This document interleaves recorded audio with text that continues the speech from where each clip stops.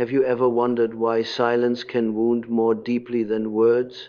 Why a woman's quiet withdrawal can echo louder in a man's mind than her fiercest accusations? Welcome to Library of Thoughts. Support and subscribe if you wish to walk further into the labyrinth of psychology, desire, and the eternal struggle between the masculine ego and the feminine mystery. Today, we step into the forbidden terrain of Carl Jung's shadow, where the games women play are not spoken in sentences but carved in silence, and where the male psyche is left trembling at the mirror of its own vulnerability. A man builds his identity upon conquest, upon certainty, upon the illusion that his voice commands the world and that his presence is undeniable.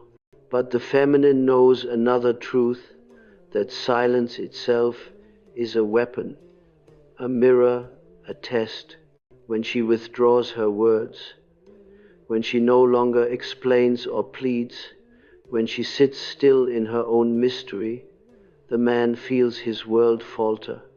For silence is not emptiness, it is a presence so thick, so haunting, that his ego begins to collapse under its own weight. Jung reminds us that the shadow of man is exposed not through noise, but through the void where he thought he reigned unchallenged. You see, silence is not passive, it is strategy. A woman who understands this steps into archetypal power. She knows that by saying nothing, she evokes everything. His fears of abandonment, his wounds of rejection, his obsession with control. He cannot stand the vacuum, for the vacuum forces him to face himself. And in that abyss, every unhealed scar comes rushing back. The mother who was distant, the lover who once betrayed, the father who never affirmed him, all of it resurrected, not because she screamed, but because she refused to. To you, listening now, understand this. When you grow quiet, it is not weakness. It is a silent game that awakens his unconscious. He will imagine 1,000 reasons for your detachment, and none of them will comfort to him. He will project, he will beg, he will rage, he will chase, and still your silence will speak louder than his words. That is the paradox Jung so carefully described. The anima, the feminine spirit, disarms not with domination, but with absence. The man believes he is the pursuer, yet in truth he is the one ensnared. His ego feeds on acknowledgement. Starve it, and it withers. His pride craves attention. Deny it, and it bends. The silent woman becomes both mystery and mirror. She reveals to him the emptiness of his own bravado. The more he shouts, the more her quiet breaks him. The less she offers, the more he is consumed. This is not cruelty, though he may feel it so. It is initiation. It is the path through which his inflated ego is humbled and perhaps reborn. Some women know this instinctively, others must learn it through pain, but the truth remains. A woman who can wield silence without fear, who can sit in her power without filling the void with explanations, becomes untouchable. For silence, when played with intent, is not retreat, it is dominance veiled in stillness. And every man, no matter how proud, will one day encounter a silence that teaches him who truly holds the reins. The silence that unsettles a man does not arrive as mere emptiness. It arrives like a storm without thunder, like a shadow that grows long across the floor of his psyche. A woman's refusal to speak, her choice to withhold words, awakens within him a primal terror, the terror of invisibility. Carl Jung understood this deeply. Man's ego clings desperately to recognition. He defines himself not only by who he is, but by how others see him. Strip away the gaze of the feminine, and suddenly the armor cracks. The first silent game is not an act of cruelty, but an act of revelation. She does not need to argue, nor does she need to justify. Her silence whispers, "See yourself without me," and so he is forced to confront his own reflection in the mirror of solitude. For many men, this is unbearable. To be unseen by the woman he desires is to feel erased, as though his existence depends on her acknowledgement. Here lies the paradox in ignoring him. She forces him into confrontation with the shadow self he has long avoided. That boy within who once cried for his mother's approval, who once begged for attention, now resurfaces in full. For the feminine, silence is not void but fullness. It is the womb, the dark unknown, from which creation itself emerges. In that stillness lies her greatest charisma, the ability to let him wrestle with the demons he thought long buried. He will fill the silence with his own projections, spinning endless fantasies of what she feels, what she hides, what she refuses to reveal, and each imagined answer cuts sharper than any spoken word. She need not condemn him, for he condemns himself in the trial of her absence. You, listening now, must understand that this is not about manipulation but about power. To stay quiet when everything in you wants to explain, to defend, to shout, that is mastery, for in silence you choose dignity over reaction, presence over pleading. Men are unnerved by this because it breaks the cycle of their expectation. They anticipate battle, but you offer nothing. They prepare defense, but you do not attack. Instead, you vanish into your own sovereignty, and that sovereignty, untouchable and serene, is what dismantles the fragile scaffolding of their pride. Consider how the Stoics spoke of silence. Seneca reminded us that anger loses its grip when it cannot provoke a response. Marcus Aurelius wrote that dignity lies in not being moved by insult. The woman who embodies this silence practices a kind of philosophical power. She lives not for the validation of a man's voice, but in communion with her own. In her quiet she becomes the storm that he cannot predict, the depth he cannot measure. Jung would say that such silence invites individuation. The man must either collapse into rage or rise into maturity, forced to grow because she refuses to carry his unhealed wounds for him. And for her, this silence is liberation, a declaration that she is not defined by his ego's hunger. She belongs not to his need, but to her own unfolding mystery. And so, the first game begins.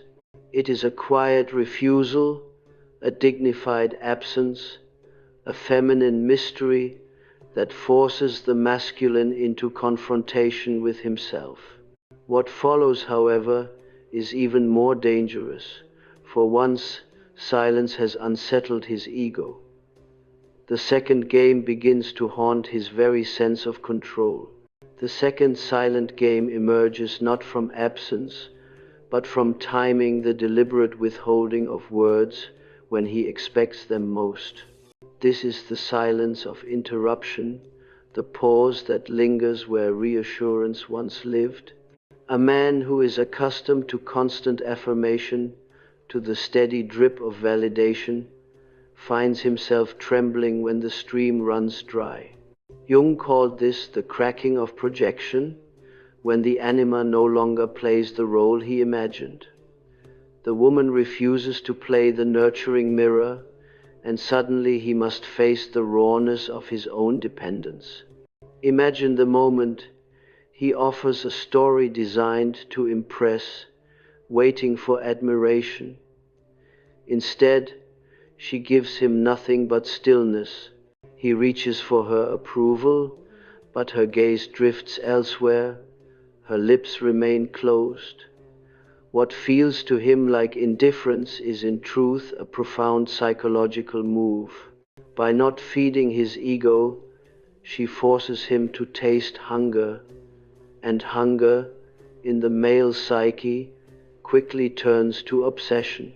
The ego craves recognition like lungs crave air, and when starved, it spirals into fear.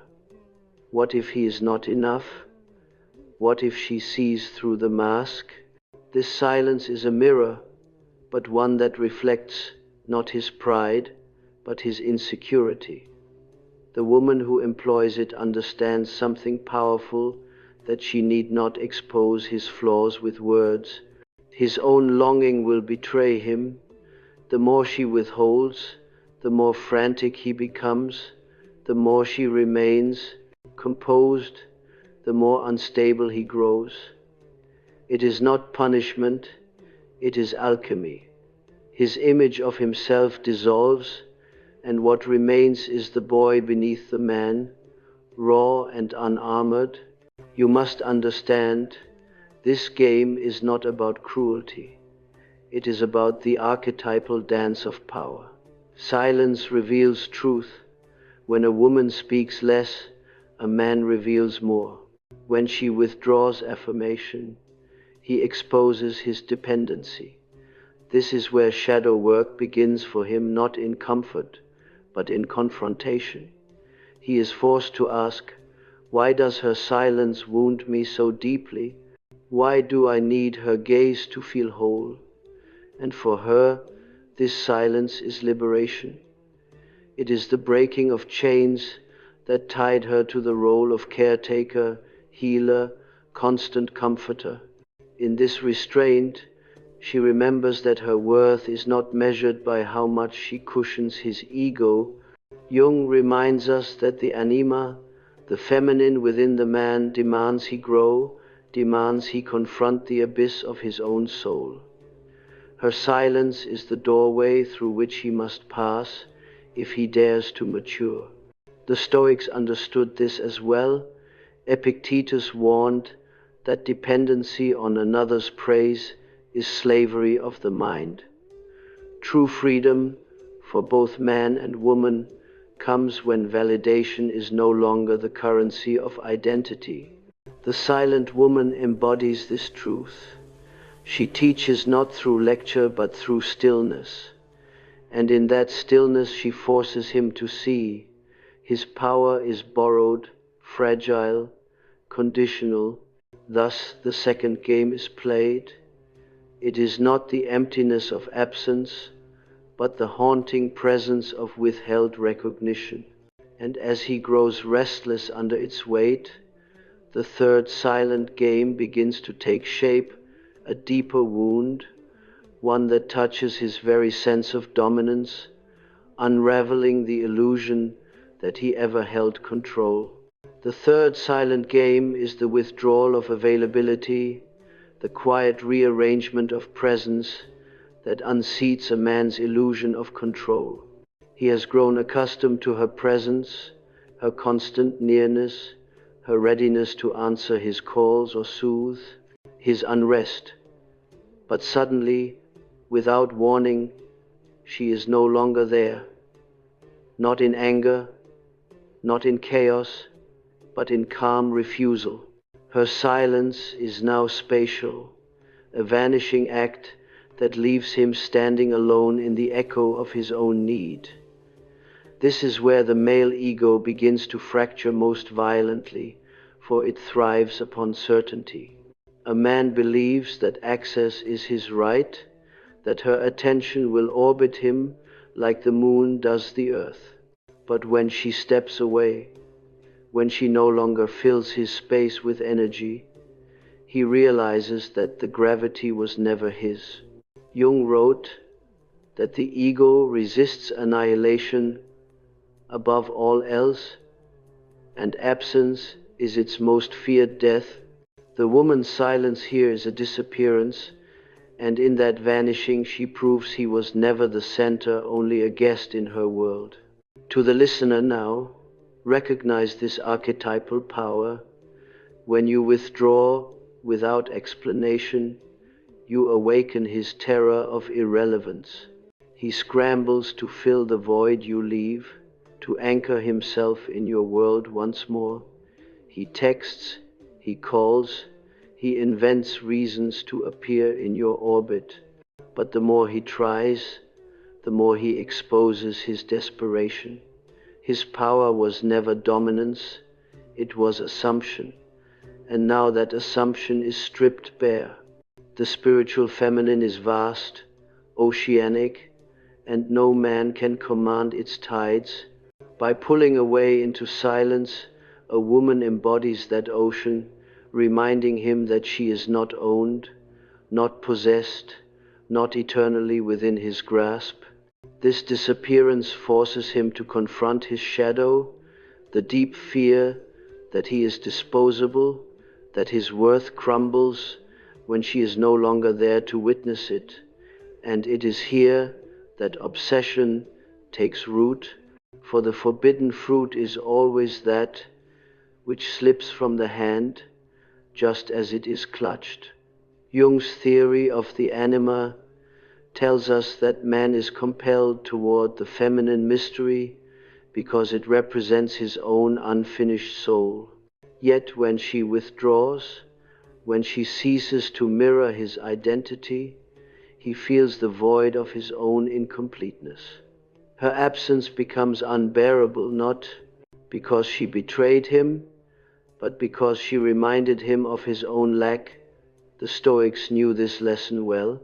Marcus Aurelius wrote, "Loss is nothing else but change, and change is nature's delight." But to the untrained male ego, change feels like death. When the woman grows silent through withdrawal, she does not destroy him. She invites him to be reborn. Yet few men will see it as such. Most will panic, chase, lash out anything to restore the illusion of control. For her, however, this silence is sacred. It is the reclamation of space, the reminder that she owes nothing. It is the declaration that her presence is a gift, not a guarantee. And once a man has tasted her absence, his ego will never be the same. But the fourth silent game descends even deeper, striking not at his presence, but at his very identity. It is the silence that challenges who he believes himself to be, unraveling the fragile persona he clings to. The fourth silent game is the refusal to confirm his self-image. A man carries within him a carefully crafted persona, the warrior, the provider, the intellectual, the charmer. He thrives on women reflecting this image back to him, validating the story he tells about himself. But when she withdraws that mirror, when her silence greets his performance with indifference, the entire edifice trembles. This is the silence that cuts deepest, for it is not absence of presence, nor absence of availability, but absence of agreement. She no longer plays into the narrative he clings to. His words fall into the void, his gestures go unnoticed, his displays of power are met with stillness, and so he is left wondering, who am I, if not the man she once saw me as? Jung reminds us that identity itself is fragile, stitched together by archetypes, projections, and collective masks. Without the feminine gaze to confirm it, the mask begins to crack. Here the male psyche descends into shadow, doubt begins to seep in. Perhaps he is not as strong as he thought, not as irresistible, not as admirable. Her silence plants the seed of suspicion, and it grows quickly. He begins to search for evidence, scrutinizing her every look, her every breath, interpreting her quiet as condemnation. The silence becomes his judge, and he cannot escape the trial. To you, listening, understand the subtle strength in this refusal. When you stop affirming his persona, you strip him down to essence. The ego collapses when its stories are no longer fed. It is not manipulation but revelation. He is forced to confront the hollowness of his own performance.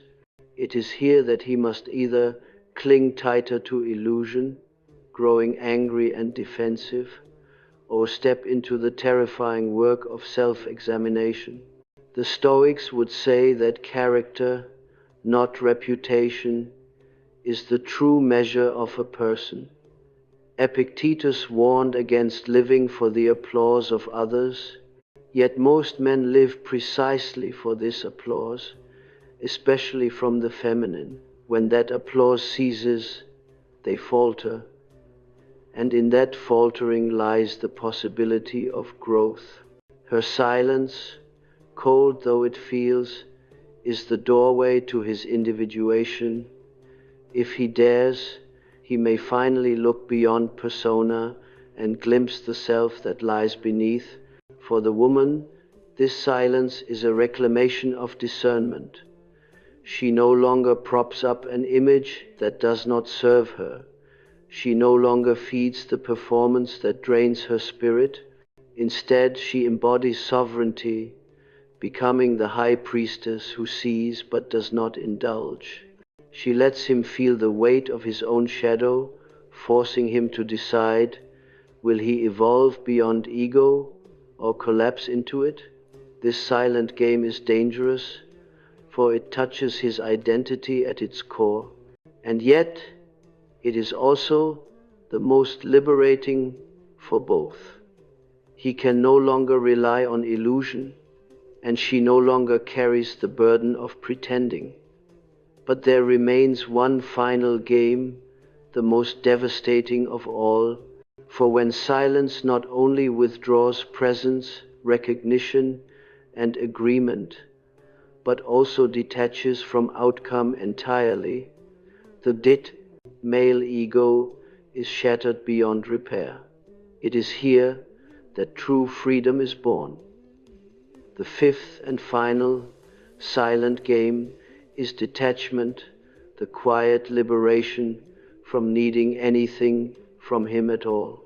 It is not the absence of words, nor the withholding of presence, nor the refusal of validation.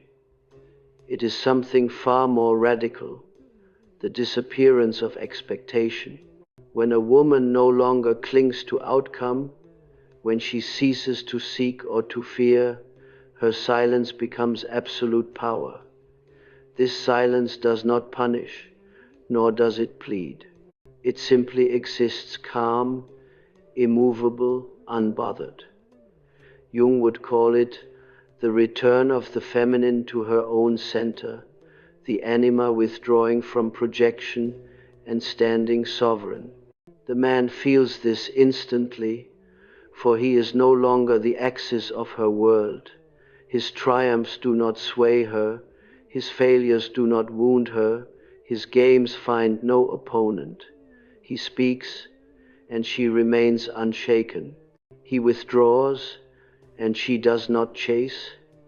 His ego, once inflated by her reactions, finds only the abyss of her serenity.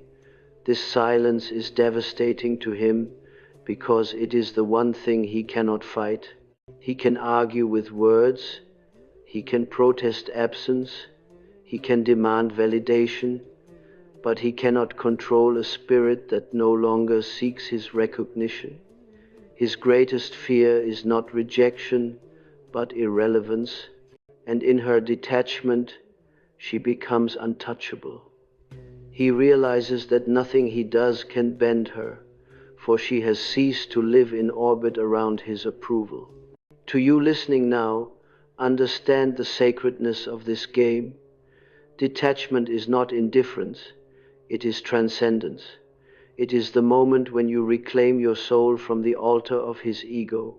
It is the breaking of chains that bound your worth to his attention. It is the end of the cycle, the liberation from reaction, the birth of self-possession. Silence here is not a tactic but a state of being. It is the stillness of the mountain, unshaken by storms. The Stoics described this as freedom. Seneca wrote that the wise man is content with himself. Marcus Aurelius reminded us that the soul becomes dyed with the color of its thoughts. And so the woman who releases herself from the hunger for external validation becomes luminous. Her silence radiates dignity, not because she withholds, but because she no longer depends. For the man, this silence is shattering. His ego, accustomed to power through reaction, finds nothing to grasp. He may rage, plead, perform, but the silence endures, not as weapon, but as proof that she has transcended him. And in this transcendence, his illusions crumble. Some men will retreat into bitterness, unable to endure the mirror of their own fragility. But others, rare and humbled, may awaken forced to confront the truth of their own incompleteness, and perhaps to begin the journey of individuation themselves. And for her, this final silence is rebirth. No longer bound by the need to play, she walks free. She is no longer defined by how he responds, nor imprisoned by what he withholds. She has stepped into the fullness of the spiritual feminine, where power is not in control, but in freedom. The woman who knows her worth doesn't chase, she chooses.